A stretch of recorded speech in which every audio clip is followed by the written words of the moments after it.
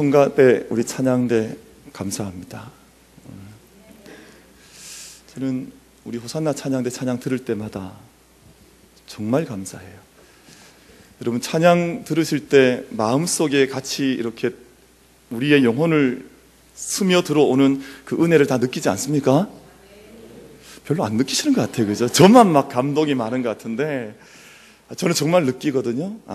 얼마나 하나님 앞에 찬양을 신실하게 드리고 있는가 하는 그 느낌이 강하게 옵니다. 우리 토요일이면 저녁 7시에 다 함께 모이셔서 9시까지 열심히 연습하세요. 기도하십니다. 그리고 주일 아침을 맞습니다.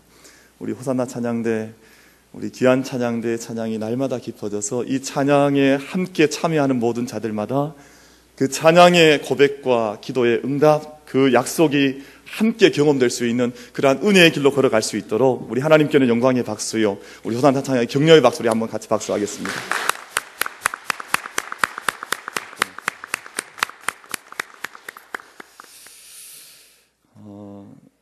저희는 뭐가 너무너무 좋으면 한국 분들은 너무너무 좋다 이 표현을 할 때 그냥 하지 않죠. 야, 너무 좋아서 어떻게 한다 그럽니까?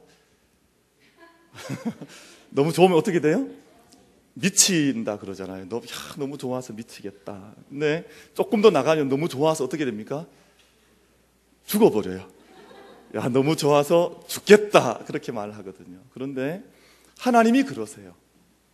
하나님이 너무너무 좋아하시는데 언제 좋아하시냐면 예배하는 자들을 볼 때, 하나님 예배하는 자들이 하나님의 전에 찾아와서 그 얼굴로 하나님의 이름을 불러가며 입술로 하나님의 이름을 불러갈 때 하나님께서 너무너무 좋아하시는 줄로 믿습니다.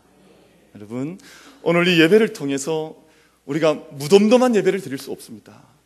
우리 영혼 속에 살아 일어나는 영혼의 생명력이 차고 넘치는 그런 예배로 하나님 기뻐하시는 그 은혜를 우리가 소망하며 바라보며 약속받으며 예배할 수 있는 이 예배가 될 수 있게 되기를 바라겠습니다. 하나님이 너무너무 좋다. 여러분, 우리 한번 찬양 한번 드리고 예배 드리겠습니다. 말씀 듣겠습니다. 너희 하나님 여호와가, 우리 같이 찬양하겠습니다. 나를 향해서 얼마나 하나님 기뻐하시는지 우리 찬양 가운데 말씀 가운데 고백하면서 예배하겠습니다.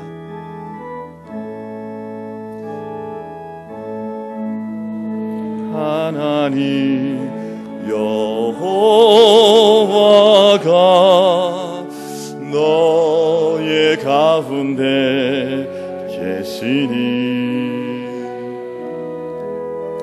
그는 구원을 베푸실 전능자시라.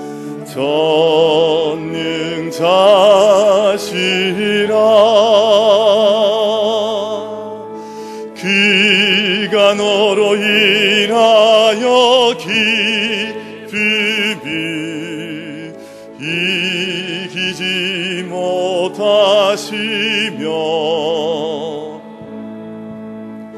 너를 잠잠히 사랑하시며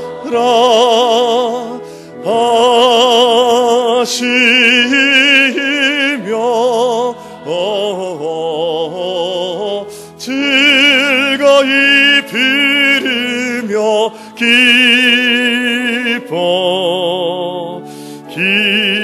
기뻐하시리라. 아멘. 제가 한 10여 년 전에 부교육자로 부목사로 사역하던 한 교회에 집사님이 계셨는데 그 집사님 성함이 그 성이 전씨였습니다. 근데 이름이 능자였어요.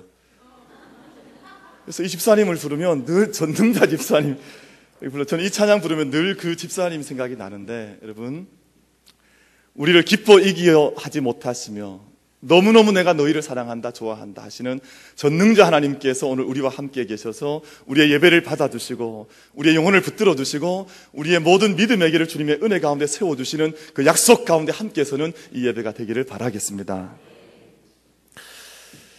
미국 시사주간 타임즈가 매년 12월이 되면 올해의 인물을 발표를 해요. 지난 주간에 발표가 되었는데 2014년 올해의 인물은 에볼라와 싸운 사람들이 올해의 인물로, 저기 우리 화면에 나오죠?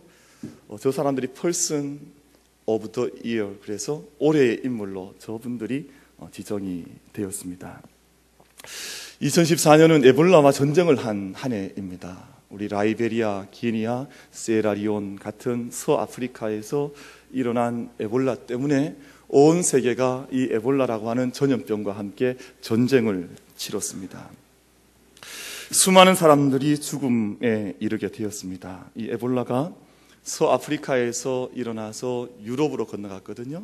그래서 스페인으로 건너가고 독일로 건너가고 미국으로 건너갔습니다. 많은 사람들이 에볼라 앞에서 어떻게 해야 할지 알지 못해요. 사실은 우리 아시아권에는 이게 직접적으로 영향을 주지 않았기 때문에 우리는 좀 무덤덤했는지 모르지만 사실은 온 세계가 이 문제 때문에 심각한 두려움에 패닉 상태에 빠져들어갔습니다. 그런데 이럴 때 어떤 정부도 어떤 국가들도 아무런 손을 쓸 수가 없었습니다. 속수무책이었습니다. 많은 사람들이 죽어나가는데 정부도 어찌할 바를 알지 못하고, 그리고 심지어는 세계보건기구 WHO도 이 일을 어떻게 다뤄가야 할지 알지 못한 채 손을 놓고 넋을 잃고 있었던 것이 올 2014년의 우리의 상황이었습니다. 그럴 때 에볼라에 감염된 사람들을 지키면서 그들과 함께했던 사람들이 있었죠. 소위 말하는 국경 없는 의사회의 여러 의사들, 그리고 사마리아인의 지갑, 여러분 좀 독특하지요? 이 사마리아인의 지갑이라고 하는 국제 단체가 있는데 이 단체는 우리나라에서 시작이 되었어요. 그러니까 우리나라 사람이 시작했던 것은 아니고 거제도에 우리 6.25 때 종군기자로 참여했던 목사님 한 분이 거제도에 와서 전쟁 구하들의 참상을 바라보면서 이 땅에 사마리아인들처럼 자기의 지갑을 열 수 있는 사람들이 있어야 되겠다 해서 지어진 이름이 사마리아인의 지갑인데, 이 단체에 소속된 여러 의사들과 간호사들, 일꾼들이 이 에볼라에 감염된 사람들 곁을 지키며 그들과 함께 했습니다. 그들이 그런 고백을 했습니다. 하나님께서 자신을 그곳으로 이끄셨기 때문에 나는 이 땅을 지켜야 하겠습니다. 불을 보면 나방이 불로 뛰어들듯이 나도 내가 알 수 없는 나의 본능에 의해서 여기 달려와서 이들과 함께 하고 있습니다 하는 그런 고백을 했습니다. 여러분, 에볼라에 걸렸던 사람들이 마지막 순간에 고통을 받을 때 아무도 그 곁을 지켜주지 못합니다. 심지어 사랑하는 가족들도 그들의 곁을 지켜주지 못할 때 이 의사들, 간호사들, 그리고 그 앞에 자원봉사자로 달려왔던 사람들이 그들을 먹이고 그들을 입히고 그 곁을 지켜주는 그 일을 했습니다. 에볼라와 싸운 사람들을 올해의 인물로 정한 이유를 타임지가 이렇게 설명을 했습니다. 세상 어디에선가 사람들이 밤에 편히 잠을 잘 수 있는 것은 지금도 누군가 잠을 자지 않으며 외롭게 싸움을 싸우고 있기 때문입니다. 고난의 땅에서 위험을 무릅쓰고 자신을 희생하며 지칠 줄 모르는 용기와 사랑으로 끈질기게 싸우고 있는 사람들이 있기 때문입니다. 이것이 올해의 인물로 에볼라와 싸운 사람들을 선정한 타임지에서 설명한 마지막 그 설명이었습니다.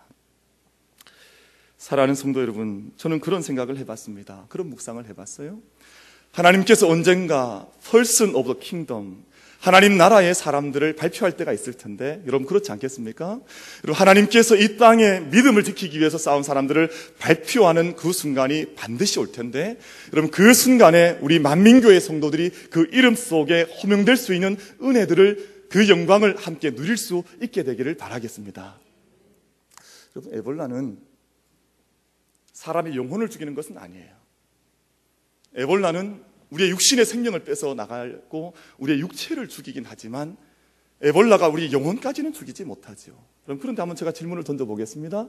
이 세상 가운데 에볼라와 이 세상의 불의의 사고 때문에 죽는 사람이 더 많겠습니까? 영혼의 죄 때문에 죽는 사람이 더 많겠습니까? 답은 분명합니다. 여러분, 이 세상에 아무리 사고가 많다고 해도, 아무리 질병이 많다고 해도 질병 때문에, 사고 때문에 죽는 사람이 많지 않아요. 여러분, 실제로 하나님 앞에 심판받고 죄 가운데 빠져들어가 죽는 것은 죄 때문에, 여러분 영혼의 죽음 때문에 죽는 것이지 육신의 문제가 되지 않는다는 것입니다. 그런데 우리 사랑하는 우리 만민교회 모든 교회와 우리 모든 성도들께서 정말 에볼라와 싸워나갔던 그 사람들처럼 이 땅의 죄의 문제 때문에, 영원히 주는 그 죽음의 문제 때문에 하나님 앞에 끼어 기도하며 누군가가 편히 쉴 수 있도록 이 재단이 끼어서 주님 앞에 기도하면서 이 세상을 살려나갈 수 있는, 그 일에 쓰임받을 수 있는 이 재단이 될 수 있도록 함께 기도하며 결단하며 헌신해 나갈 수 있는 이 재단이 될 수 있게 되기를 바라겠습니다. 다윗은 20대의 젊은 나이에 약 10년 동안 광야 생활을 했습니다. 10년 동안을 광야를 헤맸는데, 다윗이 이스라엘과 이집트 사이에 있는 광야를 누비지 않았던 곳이 없었습니다. 10광야, 마온 광야, 무슨 바란 광야, 광야라는 광야는 다윗이 거의 다 누비면서 광야에는 달인이 될 만큼 그렇게 광야 생활을 오랫동안 했습니다. 우리 교회도 교회가 완공되기 전에 약 5년 동안 광야 생활을 했다 그러대요. 그래서 들어보니까 경원고등학교에서 예배드렸던 기간을 우리 많은 성도님들께서 우리 교회 광야의 시간이다, 그렇게 회상하는 분들이 계시더라고요. 처음 다윗이 사울을 피해 나올 때 다윗 광야로 들어갔습니다. 그 당시에는 홀로 광야로 걸어 들어갔습니다.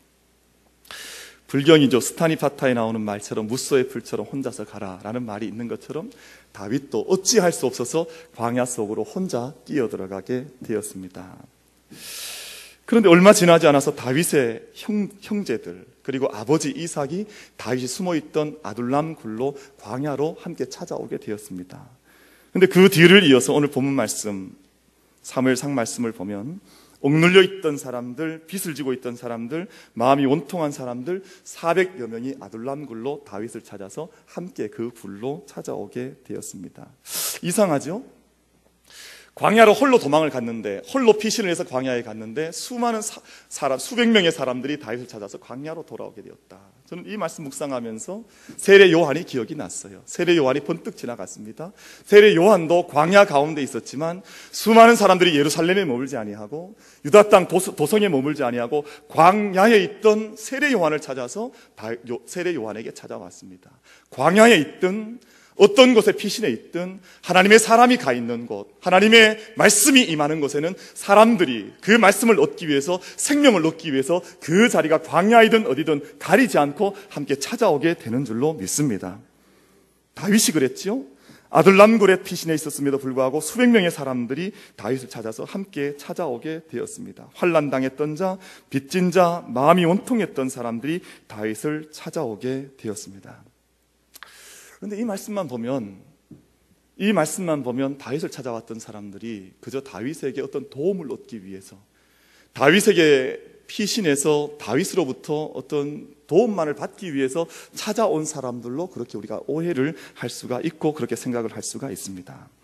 그런데 역대상 12장 말씀을 찾아보면 이 사람들이 어떤 사람들이었는지에 대한 더욱더 분명한 해석을 주고 있는 말씀의 대목이 있습니다. 우리 그 말씀을 한번 찾아보려고 하는데, 이 말씀을 읽어보면 당시에 찾아왔던 400명의 사람들, 오늘 본문 말씀을 보면 환난 당했던 사람, 빚졌던 사람, 마음이 원통했던 사람들이 어떤 사람들이었고 어떤 사람들로 성장해 갔던지에 대한 말씀을 기록을 하고 있습니다. 우리 이 말씀을 한번 같이 읽어보기를 원합니다. 역대상 12장 18절 말씀 함께 읽겠습니다. 시작. 그때에 성령이 30명의 우두머리 아마세를 감싸시니 이르되 다윗이여 우리가 당신에게 속하겠고 이새의 아들이여 우리가 당신과 함께 있으리니 원하건대 평안하소서. 당신도 평안하고 당신을 돕는 자에게도 평안이 있을지니 이는 당신의 하나님이 당신을 도우심이니이다 한지라. 다윗이 그들을 받아들여 군대 지휘관을 삼았더라. 아멘. 한 절 말씀이 꽤 길지요. 한 절 말씀을 저희가 읽었는데 상당히 길게 읽었습니다. 다윗이여 우리가 당신에게 속하겠고 이새의 아들이여 우리가 당신과 함께 있겠습니다. 이것이 광야에 있던 다윗을 찾아왔던 사람들이 고백한 말이었습니다. 평안하소서. 당신도 평안하고 당신을 돕는 자에게도 평안이 있을지니 이는 당신의 하나님이 당신을 도우심이니이다. 이런 말을 당시에 찾아왔던 사람들이 내어놓은 것이죠. 우리 두 절 말씀을 더 보겠습니다.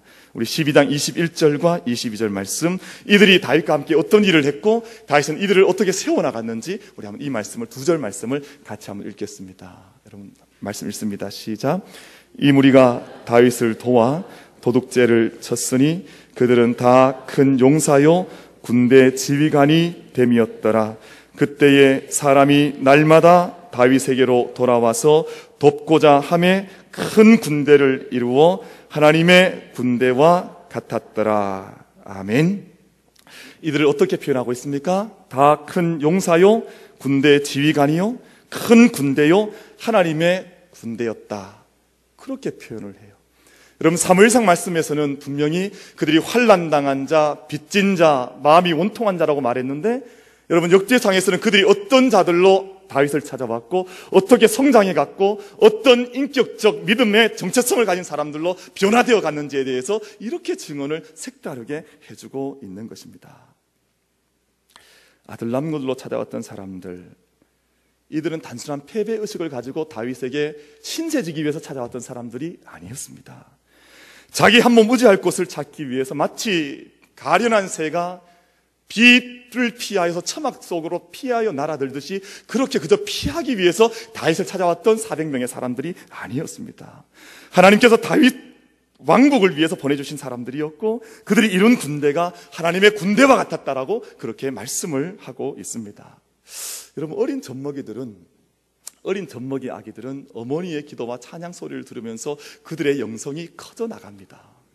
그래서 어머니가 기도하는 어린 자녀들은 얼마나 복된 자녀인지 몰라요. 어머니가 아기를 품고 노래를 하면 이 아이가 다 듣겠습니까? 안 듣겠습니까? 다 표정을 보니 안 듣는 것 같아요. 귀를 다 막고 절대 엄마의 말은 나는 노래를 듣지 않겠다. 아기가 막 두 손으로 귀를 막고 있는 것처럼 생각하시는데 절대 그렇지 않아요. 여러분 이미 태중에 있는 어린 아이도 어머니의 노래와 기도 소리를 다 듣습니다. 여러분 어머니가 어린 아이가 태어난 이후에 가슴에 품어 안고 찬양을 부르고 기도를 하고 하나님의 비전을 노래하면 그 모든 소리가 이 아이의 심령 속에 그대로 다 심겨지는 줄로 믿습니다. 그럼 그렇지 않겠습니까? 마찬가지죠. 만약에 기도에 어머니들이 끼어서 주의 전 안에서 함께 기도하고 정말 큰 사랑의 영감을 가지고 이 전에서 기도하면 내 자녀가 미국에 가 있다 할지라도 서울에 가 있다 할지라도 어떤 곳에 흩어져 있다 할지라도 그 아이가 그 어머니의 기도의 소리를 듣겠습니까? 안 듣겠습니까? 확신이 없습니까? 거의 확실히 잘 없는 것 같지만 제가 분명하게 선포하기로는 그 어디 떨어져 있던 그 아이 마음속에 우리 자녀들 마음속에 어머니 아버지의 기도가 퍼져나가는 줄로 믿습니다. 그럼 하물며 오늘 제가 좀 더 말씀드리고 싶은데 저는 그래서 우리 교회에서 예배 드릴 때마다 젊은 부모들이 더 많이 참여하기를 원해요. 기도의 자리에 젊은 부모들이 더 참여하기를 원합니다. 여러분 오늘 여기 구루터기 식구들 와 있습니까? 구루터기 식구들이 왜 심야 기도에 참여하지 않습니까? 저는 그게 잘 이해가 되지 않아요.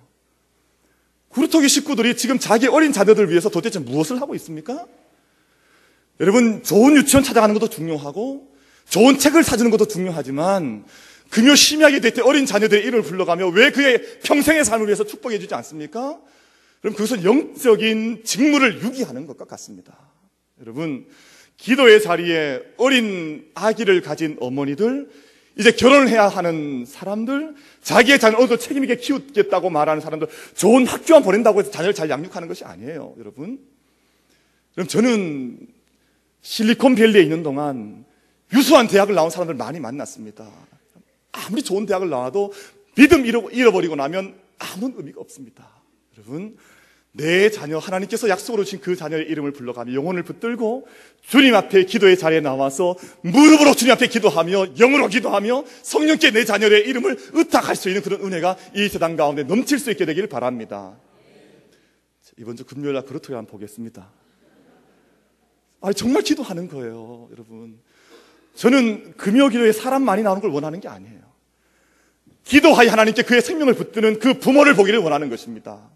여러분 그런 부모들이 이 세상 가운데 넘쳐날 수 있게 되기를 바라겠습니다. 근데 여러분 제가 말씀드리기 원하는 것은 다윗이 언제 가장 영감이 풍성했습니까? 광야 생활할 때 얼마나 많이 기도했습니까? 얼마나 많이 말씀을 외쳤습니까? 얼마나 많이 말씀 속에 붙들려 살았습니까? 근데 400명의 사람들이 다윗에게 왔을 때 그것을 다 듣고 본 거예요. 처음부터 용사가 아니었고 처음부터 하나님의 군대가 아니었으나 하나님의 군대를 이끌어갈 수 있는 대장이었던 다윗의 모습을 바라보면서 그들이 광야 10년 세월 동안에 하나님의 군대로, 하나님의 사람들로, 예수 그리스도의 사람들로, 하나님의 용사들로 그들이 그곳에서 다듬어져 갔던 것이지요. 여러분, 광야 생활을 하던 다윗 공동체가 소외된 사람들로 이루어져 갔다가 나중에는 하나님의 군대가 되었습니다. 근데 이보다 더 놀라운 사실 한 가지가 저희 볼 수가 있는데, 다윗의 사람들이 처음에는 400명이었다가 그 이후에 그일라라고 하는 곳으로 이렇게 자리를 바꿔가면서 약 600명의 사람들로 성장해 가기 시작했습니다. 많은 사람들이 더 몰려오게 된 것이었습니다. 그런데 그때 다윗이 블레셋 가드의 아기스 왕에게로 건너가서 아기스 왕과 계약을 맺게 됩니다. 그럼 다윗이 살아가던 당시에 다윗의 주적, 이스라엘의 주적은 블레셋이었습니다. 블레셋도 자기의 영토를 침범하고 자기들이 살고 있던 원래 가나안의 원주민이 블레셋 아닙니까? 근데 블레셋 자기 땅을 침범해 들어왔던 사람들이 이스라엘 사람들이었기 때문에 블레셋에게 역시 주적은 이스라엘이었습니다. 더더군다나 다윗은 블레셋의 가장 전설적인 장수였던 누구죠? 골리앗을 죽인 적국의 장군입니다. 근데 그랬던 다윗이 자기 용사들 600명을 이끌고 블레셋 아기스 왕에게 투항을 하고 그와 함께 화친을 맺고 그 땅에 들어가서 시글락이라고 하는 곳에서 600명의 사람들과 공동체 생활을 하게 됩니다. 여러분, 이 말씀을 어떻게 읽어오셨는지 모르겠습니다만 다윗이 10년 광야 생활하는 동안 마지막 16개월 동안, 왕이 되기 전 16개월 동안을 블레셋 땅에서, 그 땅에서 함께 공동체 생활을 하게 되지요. 도덕적으로 볼 때 다윗은 영적으로 타락했다고 우리가 비난할 수 있습니다. 어떻게 하나님의 기름 부음 받은 자가 이방 땅 한가운데 들어가서 그 땅 사람들과 화친을 맺고 그 땅에 주는 혜택을 누리며 살아갈 수 있는가, 그렇게 비난할 수 있습니다. 세속적인 관점으로 보자면 다윗은 아기스를 속였습니다. 그리고 처세술을 발휘를 해서 자기의 두 아내와 자기의 부모들과 자기의 600명, 자기의 모든 사람들을 그 땅에 데리고 들어가서 편안하게 16개월 동안을 살면서 세상에 주는 복들을 누리는 기간을 보냈습니다. 도덕적으로 볼 때에도, 영적으로 볼 때에도, 세속적 관점으로 볼 때에도 다윗은 비판을 받거나 아니면 손가락질을 받아도 마땅한 16개월을 광야 생활 가운데 보내게 되었습니다. 그런데 성경 말씀은 하나님께서는 이렇게 살아갔던 다윗에게 어떤 판단도 하지를 않습니다. 다윗이 잘했다 못했다를 말씀하고 있는 것을 우리가 쳐다볼 수가 없습니다.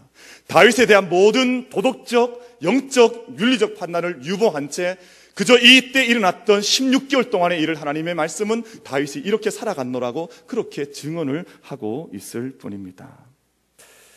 사무엘상 오늘 우리가 읽고 있는 이 말씀의 전후가 우리에게 증언하고 있는 것은 다윗이 무엇을 했다, 다윗이 자기의 처세술을 발휘했다, 다윗이 타락했다, 그런 것을 말씀하는 것이 아니라 다윗이 예루살렘에 있을 때이든 다윗이 시글락에 있을 때이든 다윗이 아둘람에 있을 때이든 바란 광야에 있을 때이든 그 어느 땅에 있을 때에도 하나님께서 그와 함께 하셨다고 하는 것을 말씀하고자 하는 것이 하나님의 사무엘상의 주된 메시지가 되는 것입니다.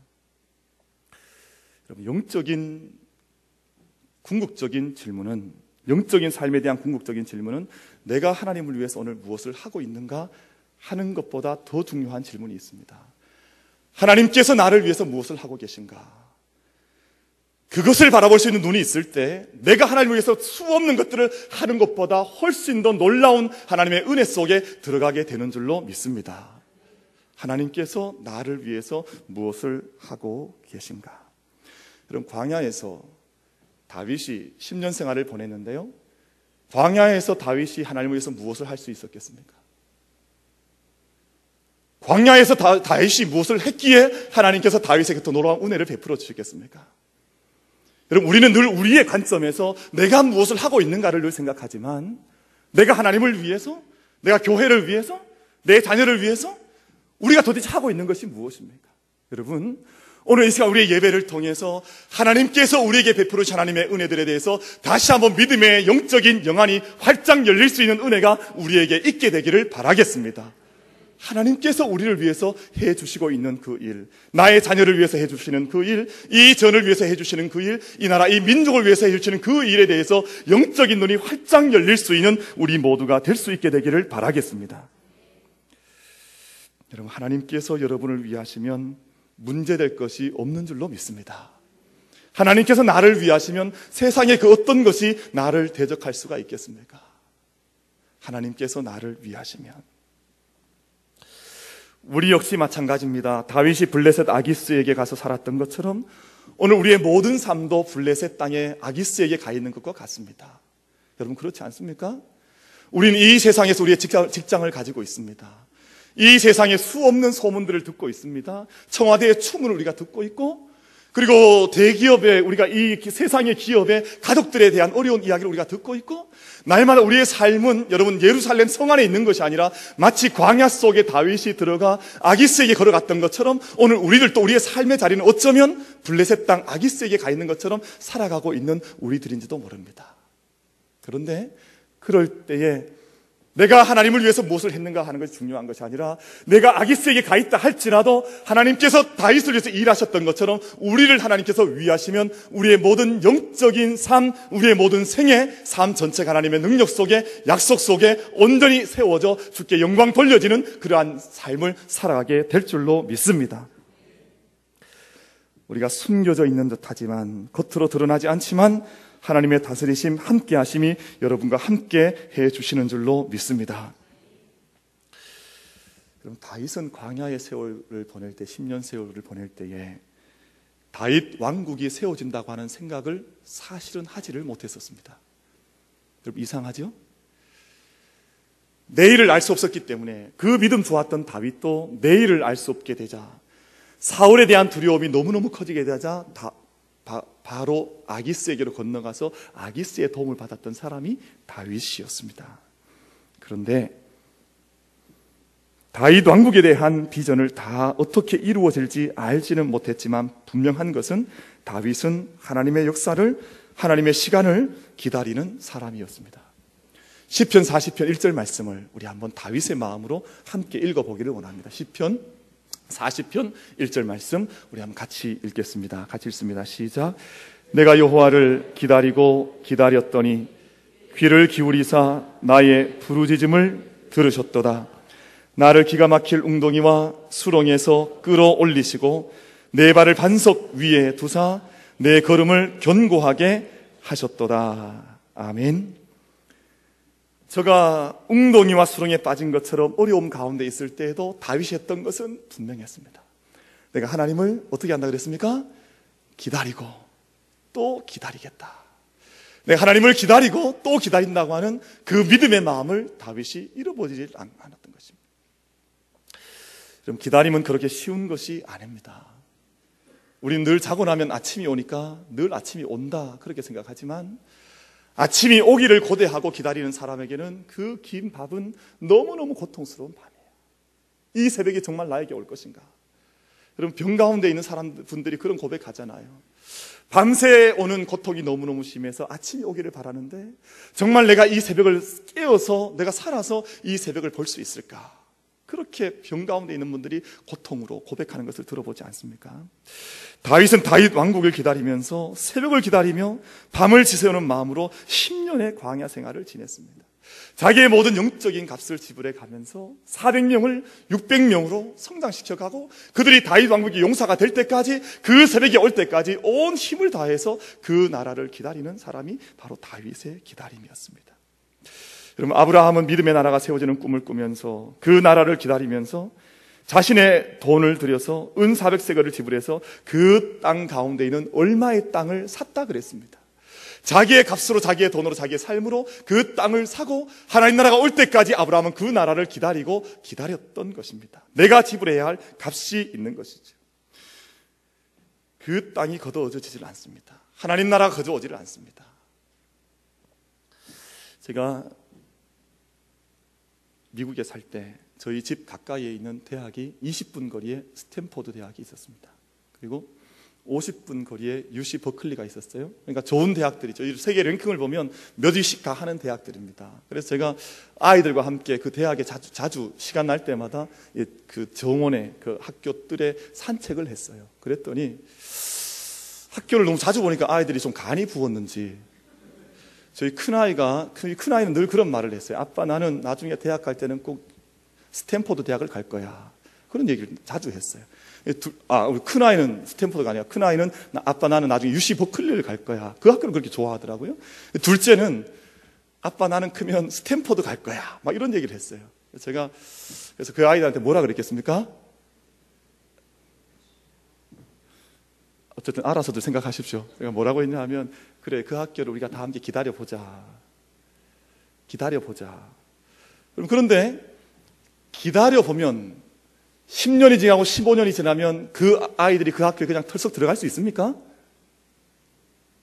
그럼 쉽게 들어갈 수 있습니까? 없습니까?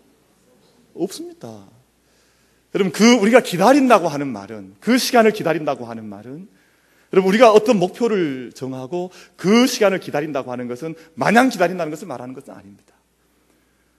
얼마나 많은 눈물과 얼마나 많은 땀과 얼마나 많은 사랑과 정성이 그곳에 쏟아 부어져야 우리가 기다린다고 하는 말을 할 수가 있는 것입니다. 10분 서 있으면 그냥 시간이 정해지니까 버스가 오는 것처럼 그런 기다림을 말하는 것이 아니에요. 내가 삶으로 하나님 나라를 기다린다고 말하는 것, 내가 예수 그리스도의 오심을 기다린다고 말하는 것, 내가 성탄절을 기다린다고 하는 것은, 하나님 나라를 기다린다고 하는 것은 그런 기다림을 말하는 것입니다. 온 삶으로 내 가슴을 열고 온 영으로 내 가슴을 열고 하나님 나라가 오기를 기다린다고 하는 것은 내 인생이 그 안에 그렇게 쏟아 부어진다고 하는 것을 의미하는 것입니다. 간혹 교회 부흥을 쉽게 이야기하는 분들이 있습니다. 우리가 내년에 이렇게 부흥하겠지요. 그런 이야기를 쉽게 하는 분들이 있습니다. 어떤 분들은 우리가 선진국 대열에 올라가는 것을 쉽게 이야기하는 분들이 있습니다. 시간 지나면 선진국 대열이 우리가 미국처럼 되고 무슨 스위스처럼 되고 이렇게 이야기하는 분들이 있습니다. 저는 그런 말씀 들을 때마다 참 믿음이 좋으시구나 하는 생각을 해요. 여러분, 교회 부흥이라고 하는 것은 영적인 부흥, 심령의 부흥도 그렇고 모든 부흥은 매우 쉬운 것일 수도 있고 또 매우 어려운 것일 수도 있습니다. 나라가 선진국가에 참여하는 것은 매우 쉬울 수도 있고 어려운 것일 수도 있습니다. 여러분, 저는 그렇게 믿는 바가 있습니다. 가장 쉬운 것은 쉬울 수 있어요. 어떻게 하면 가장 쉽냐 하면 어떤 방법이 있을까요? 어떤 방법이 우리나라를 선진국 대열에 올려놓고 또 이 땅에 부흥의 역사가 일어나고 어떻게 하면 되겠습니까? 신앙생활을 지난주에 처음 하셨습니까? 한번 따라 하십시다. 하나님께서 역사하시면 됩니다. 여러분, 믿으십니까? 사람들이 막 노력을 해요. 사람들이 자기 마음대로 이런 노력도 하고 저런 노력도 하지만, 여러분, 어린아이들이 막 뭔가를 사기 위해서 막 용돈을 모으고 막 1년 적금 들어서 뭐 10년을 모으고 하지만 누가 나서면 다 해결이 됩니까? 아버지가 나서면 해결이 되잖아요. 뭐 1년 적금 넣고 예금 넣는 거 별 필요가 없습니다. 아버지가 나서서 내가 해결해 줄게 그러면 다 해결이 되어요. 여러분, 우리는 물론 그런 하나님을 믿습니다. 하나님께서 역사하시면, 하나님께서 도우시면 이 땅에 인간이 별로 염려할 것이 별로 없습니다. 그러나 여러분, 이 땅의 부흥과 이 땅에 하나님 나라를 이루어가는 것은 마치 시에라리온으로 라이베리아로 밤을 새워서 달려갔던 사람이 있었던 것처럼 광야 한가운데 복판에 뛰어들어서 400명이 함께 모여서 그 부흥의 역사를 위해서, 다윗 왕국을 위해서 날마다 준비하며 다윗의 영감 있는 찬양을 들으며 그 기도에 함께 참여했던 사람들이 하나님 나라의 군대로 성장해 갔던 것처럼, 여러분, 우리의 밤새 기도하며 주님 앞에 눈물을 흘리며 무릎으로 주님의 나라를 소망할 수 있는 그 사람들이 있을 때 하나님의 역사가 이 땅 가운데 이루어지는 줄로 믿습니다. 저는 요즘 점점 기분이 좋아지고 있습니다. 그럼 제 얼굴 보니까 좀 기분이 좋아진 것 같습니까? 왜 좋아지냐 하면, 제가 지난 금요일 저녁에도 말씀을 드렸습니다만, 우리 교회 대백마트 그 옆에 그동안 이렇게 벽으로 가려져 있던 공공기관 공사가 끝이 났어요. 그래서 그 벽을 다 걷어내었는데, 저는 그렇게 아름다운 곳이 들어오리라고는 잘 생각을 안 했거든요. 그런데 거기에 선관위 사무실이 들어오면서 정원을 너무너무 예쁘게 꾸며놨는데 그 정원이 마치 어디에 속한 정원처럼 제가 느꼈겠습니까? 아니, 교회 정원처럼 느껴지는 거예요. 그러니까 야, 정말 좋겠다. 이 정원을 우리 정원 삼아서 그 뒤로 이렇게 돌아가면 이 롯데캐슬에서 만들어 놓은 그 놀이터가 있습니다. 놀이터가 이렇게 있는 걸 보니까 비록 우리 교회 안에는 넓은 놀이터가 없어도 우리 아이들이 어디 가서 놀면 되겠습니까? 다 거기 가서 놀면 되잖아요. 거기 놀이터를 우리 아이들 놀이터 삼고, 여기 주차장을 우리 주차, 이런 말 함부로 하면 안 되죠. 아직 들어오지도 않았는데. 어쨌든 그렇게 해서 이렇게 만들면 너무너무 예쁘겠다 하는 생각이 확 들어오는 거예요. 작년인가 한 장로님께서 그런 말씀하셨어요. 장로님들 우리 모임을 하실 때, 우리가 올해는 우리 교회만 이렇게 반짝반짝했지만 내년이 되면 조금 더 확장해서 옆으로 퍼져나갔으면 좋겠다. 그랬는데 올해 정말 그렇게 했잖아요. 옆으로 다 퍼져나갔는데 내년에 대한 꿈이 벌써 꺼지는 거예요. 내년에는 이 정원 그리고 저기 놀이터까지 다 이렇게 예쁘게 만들어서 정말 데이트하는 젊은 식구들, 특별히 그루터기 식구들이나 아니면 우리 젊은 청년들이 여기 와서 12월 달을 잘 보내고 예배는 우리 교회 와서 드리면 되겠구나. 왜 저만 생각이 듭니까? 정말 그러면 얼마나 아름다울까 하는 생각이 확 이렇게 제 마음속에 들어오는 생각을 하게 되었습니다. 여러분, 우리가 이 제단이 만민 아둘람이 될 수 있게 되기를 바랍니다. 만민 아둘람은, 그곳은 최고의 예배가 하나님께 올려졌던 그런 땅이었습니다. 비록 광야였지만 최고의 기도가 하나님께 올려드려졌고, 최고의 기쁨의 사람들이 그곳에 모여서 하나님의 군대를 이루게 되었고, 하나님의 다스림의 손길이 늘 그곳을 붙들었던 하나님의 영광의 땅이었고, 정말 이 험악한 세상 가운데에서 기도의 자리로, 말씀의 훈련이 있는 곳으로, 하나님께 찬양이 드려지는 곳으로 하나님의 꿈이 이루어지는 기다림의 자리가 바로 그 아둘람 굴이었습니다. 여러분이 그 아둘람 땅의 주인공 되시기를 주님의 이름으로 축원을 드리겠습니다.